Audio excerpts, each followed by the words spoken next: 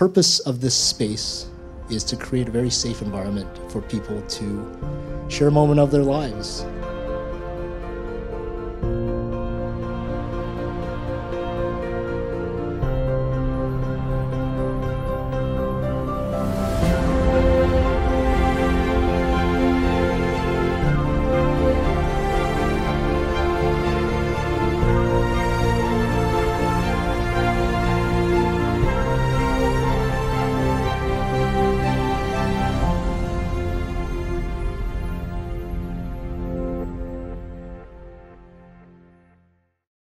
All the stories presented by the speakers are personal in nature, and some of them can encroach on dark topics as addiction, abuse, self-harm, and you may be triggered by this. And if you are triggered by it, there's a beautiful lounge in the back. You can go there, give yourself a timeout, ground yourself, and then when you're ready, you can come back and join us. Centrally located in the Richmond Auto Mall since 1984, Richmond Honda features a large selection of Honda certified pre-owned vehicles. Inside the showroom, Honda's newest models are displayed for viewing, and the dealership is staffed 7 days a week for financial consultation. Foodie World presents Philippine Street, featuring a large selection of Filipino foods, from imported non-perishable products to both packaged seafood and locally caught and very much alive. Foodie World is 75,000 square feet of worldly groceries situated in North Richmond. Located 1 block north of St. Paul's Hospital, Downtown Denture Center features complete and partial teeth restoration options. With 35 years experience, Anthony Chung offers mobile services and emergency repair consultation 24 hours a day. Downtown Denture Center, just off Nelson at 970 Burrard in the lobby of the Electra Building. Matatagpuan sa 104 and 138 na may higit sa 300 sasakyan, brand new and pre-owned, ay pwede niyong pagpipilian. Bago ka pa sa bansa, wala ka pang credit score, walang problema. Marami kaming selection from all makes and models, and all trade-ins are welcome. Higit pang impormasyon sa sirmitsubishi.com.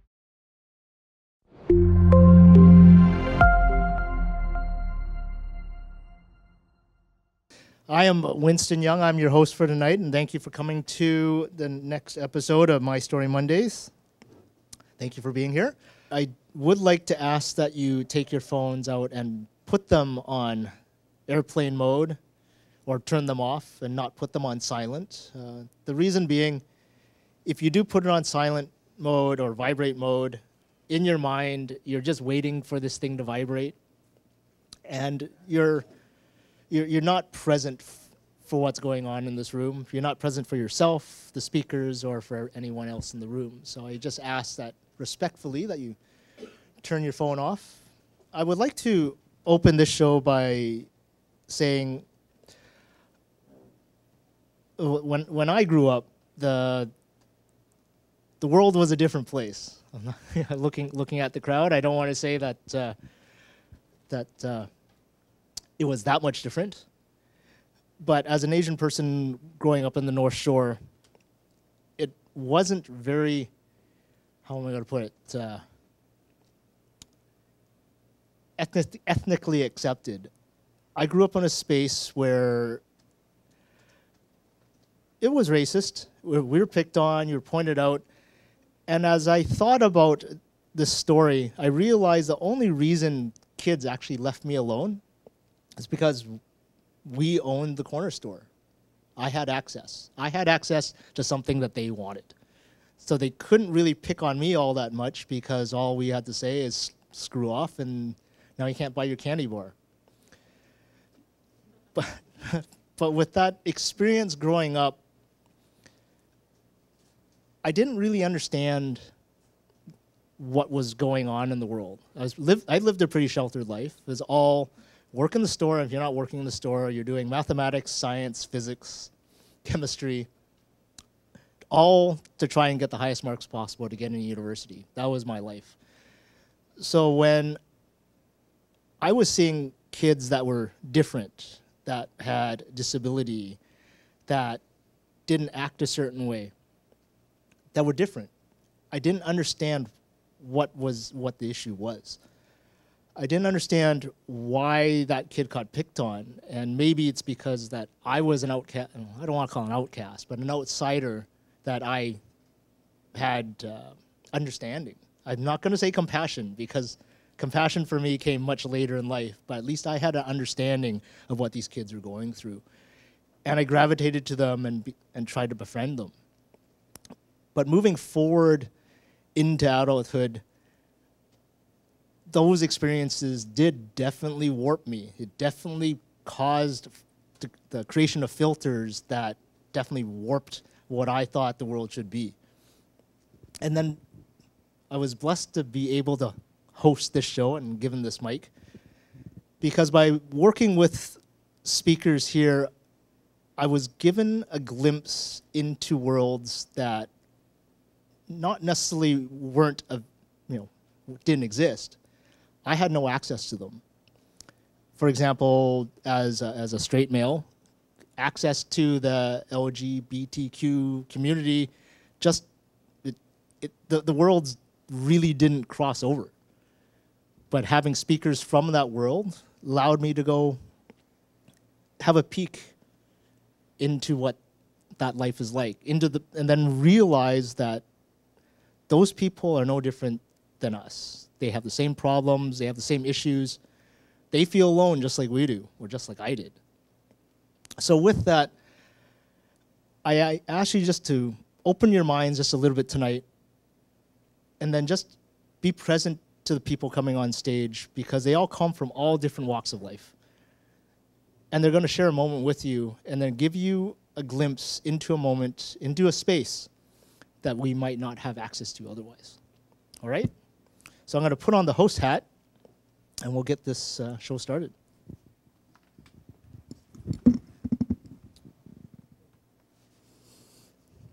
Butterflies are gone.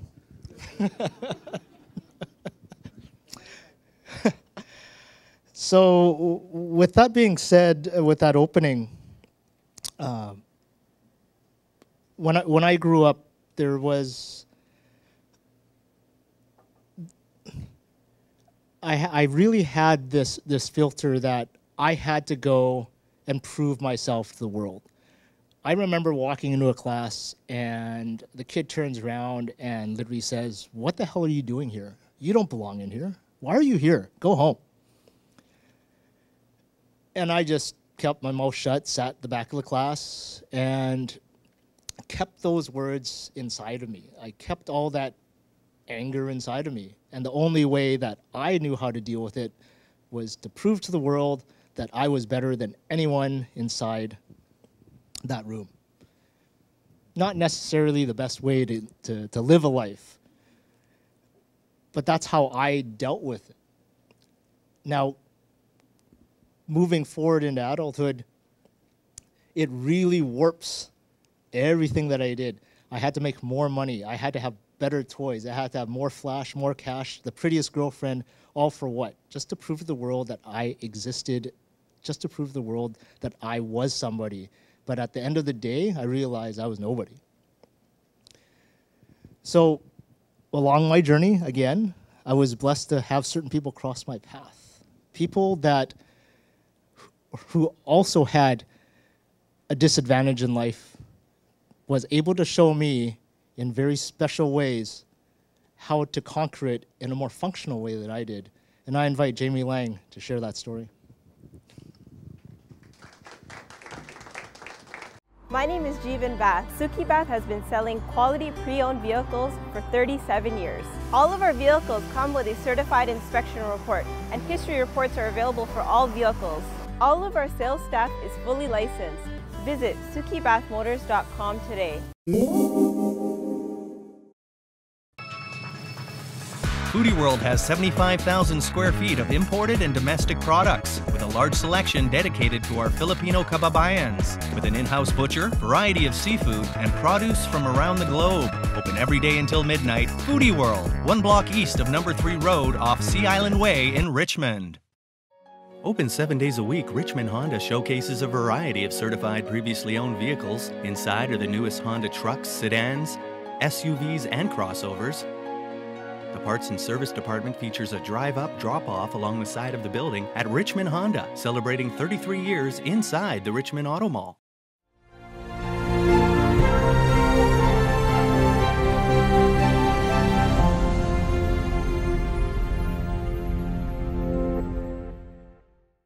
So now that you've got to experience the space that I'm creating, and if you got a glimmer of light or a bit of courage that you yourself would like to take this stage, you can apply to speak at www.mystorymondays.com, and there's a little link that says apply to speak. Send it in and we'll get you on stage.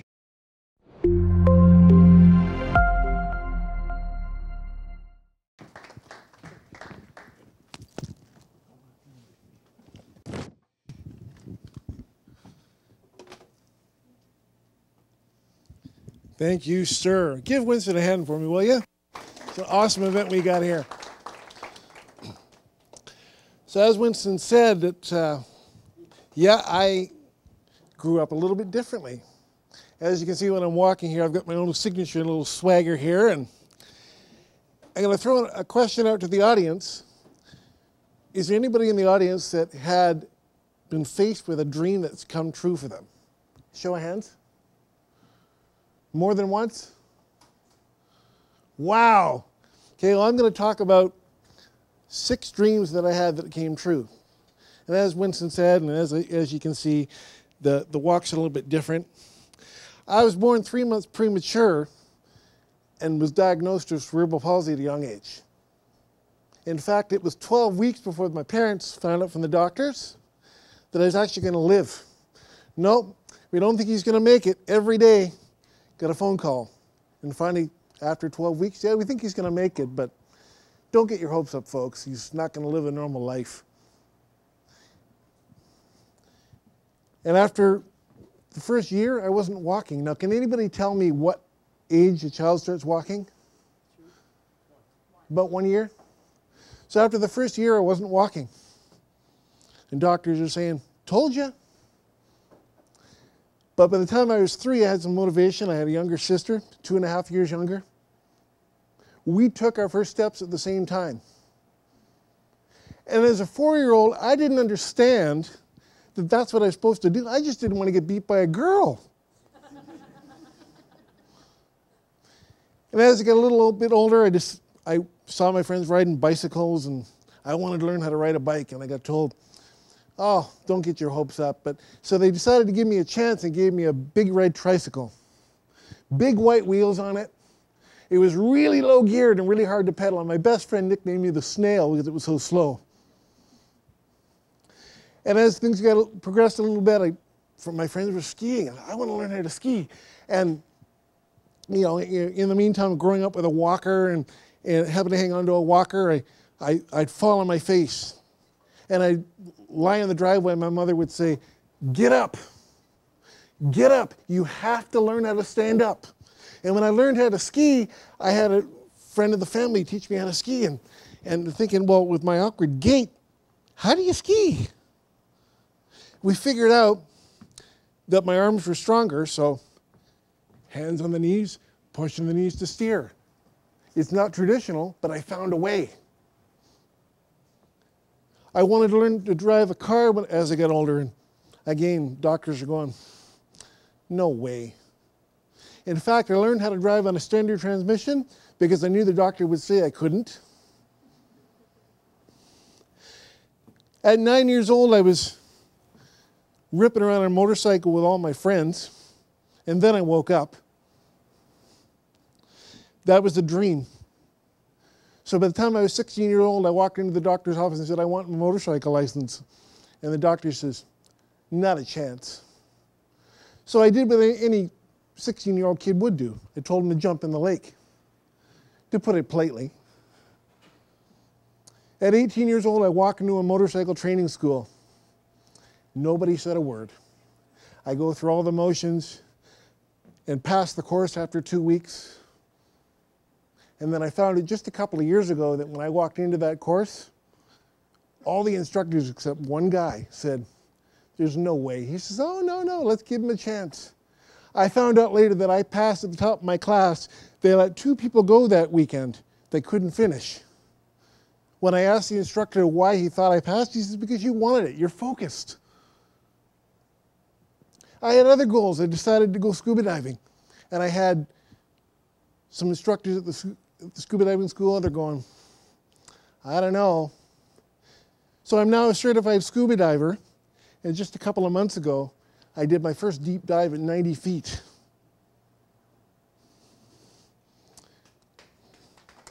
Thank you very much.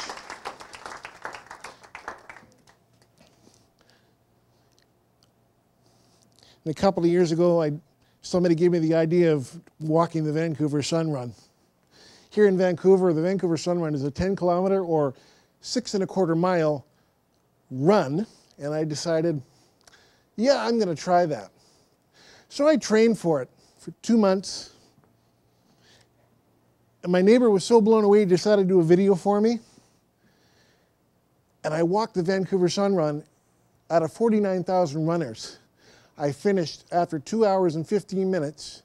My place was 38,188. What does that mean? I finished ahead of 10,000 people. And I get to the finish line, and my hands are in the air, and I went, yay! And I fell flat in my face. I'm serious. But I finished. It didn't matter. Walt Disney says, all your dreams are possible as long as you have the courage to pursue them. So I had to learn to conquer my fear. I took it to extreme. I jumped out of an airplane at 10,000 feet. And I had a pretty girl ask me one day, she says, what's the scariest thing you've ever done? So I said, would you like to go out for dinner on Saturday? Hey, you ladies are laughing, but you have no idea how scary that is. You want to know what my biggest fear is right now? Falling off the stage. This is why the podium's right here, and I know where the end of the stage is. It sounds ridiculous, but it's honest. It's true. One of the things I was terrified of was my grad reunion. Because I was picked on in school. I was called things like crippled and gimp and retard. And I was so fed up with it, I decided to run away. But they found me a week later at the end of the driveway. My grad reunion comes up, and I said to my best friend, I said, you know, I don't want to go. He says, yeah, you do. No, I don't. Yeah, you do. Why? Because you go in front of crowds and talk about overcoming your fear, so you have to do it. Well, I got to do it now. So I go to my grad reunion. I had a blast because I was never the cool guy in school. You know, and people say to me, you know, would you ever want to be healed? Like, I said, no, because I had too much fun. See, I think it'd be hilarious to get stopped at a roadblock and the cop says, get out of the car and walk a straight line. It's never going to happen. Thomas Edison says, our greatest weakness lies in giving up, but we're almost certain to succeed if we try just one more time. Do you know who the record holder for home runs in a season is? His name is Barry Bonds. He had 73 home runs in a season. What do you think the coach said when he approached his coach and said, I want to go for that record? Don't get your hopes up. I don't think so. He probably said, you know, you want to do that? I'm going to help you. You know what the difference between a 300 hitter and a 200 hitter is? It's one hit every 10 times of a bat. A 300 hitter, what that means is for every 1,000 times he's up to bat, he hits the ball 300 times. It's a little bit more complicated than that, but I'm trying to keep it simple. That means he only succeeds 30% of the time, and he's a hero. Can you just imagine what you guys can do? Hello? You know, why do I do what I do? People ask me, why do you do what you do? Well, it helps that I'm a little crazy. But honestly, it's not that I wanted to do better than everybody else. Winston should have talked about that earlier. He wanted to do things better. That was never my goal. I just didn't like being looked at less than everybody else. My whole life it's been, oh, the poor guy. Here, let me help you up. You know, and it's like, just leave me alone. Let me do my thing. I have to learn how to do it. I'm no less than anybody else. But there's the flip side. I'm no better than anybody else. I'm no better than you. I mean, nobody ever thought that I'd ever be walking a marathon or riding a motorcycle or skiing or scuba diving. Nobody ever thought that. It's up to you to decide what's possible. It's up to me to decide what's possible for me. So don't live your life and look back and go, gosh, I should have done that. Don't live a life of regret, folks. You only got one shot. Make it count. Thanks very much. You guys are great.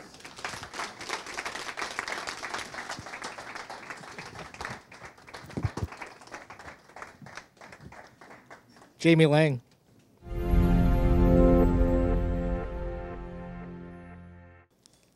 I look at it as pure fluke. I tell my coach that it's coincidence that I end up there. She hates that word. She goes, there's nothing like coincidence. You wanted out, and you listened. So the question that I pose to you is, what happens when you don't listen? And I invite Jill Prescott up to share her story.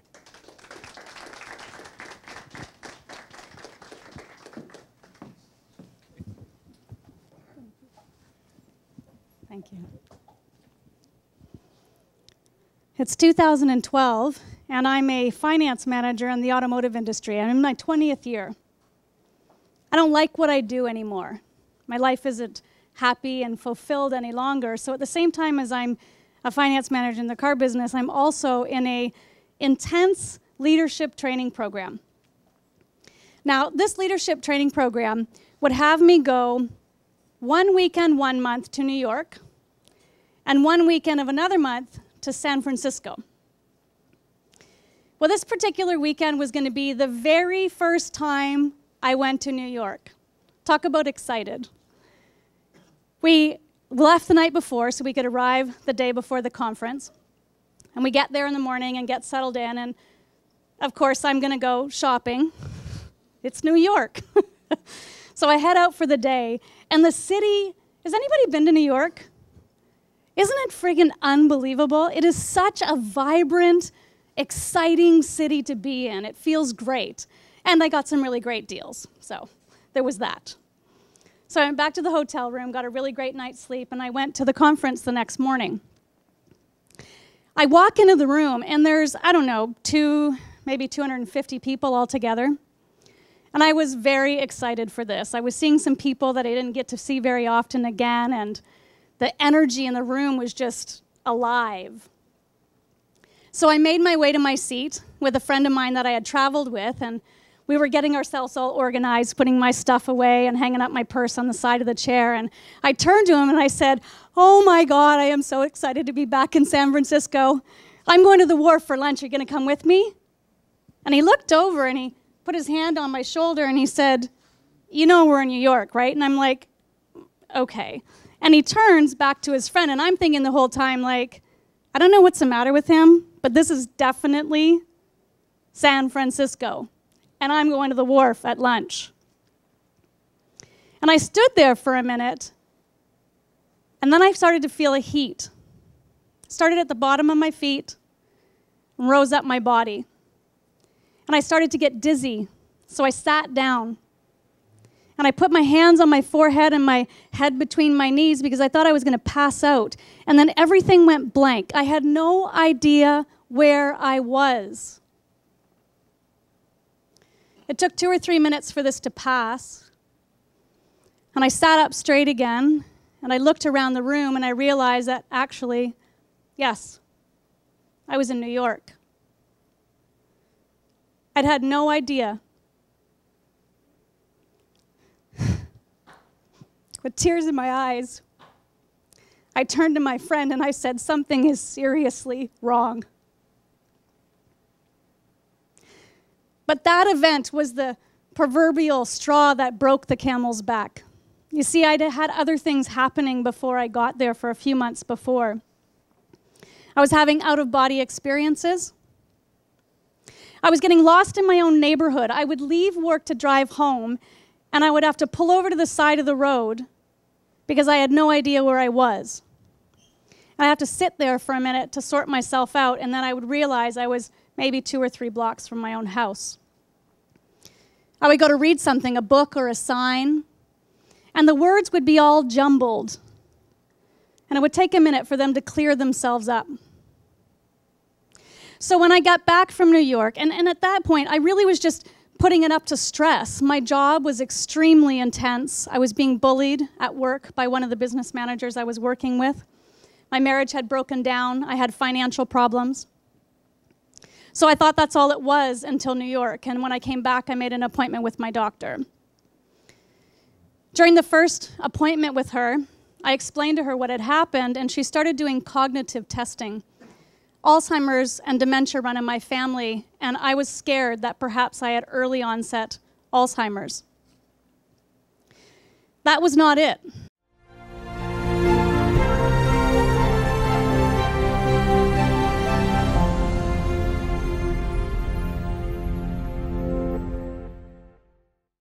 So now that you've got to experience the space that I'm creating, and if you got a glimmer of light or a bit of courage that you yourself would like to take this stage, you can apply to speak at www.mystorymondays.com, and there's a little link that says apply to speak.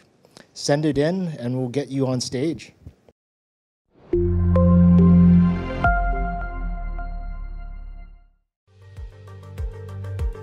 Models are on display at Freeway Mazda.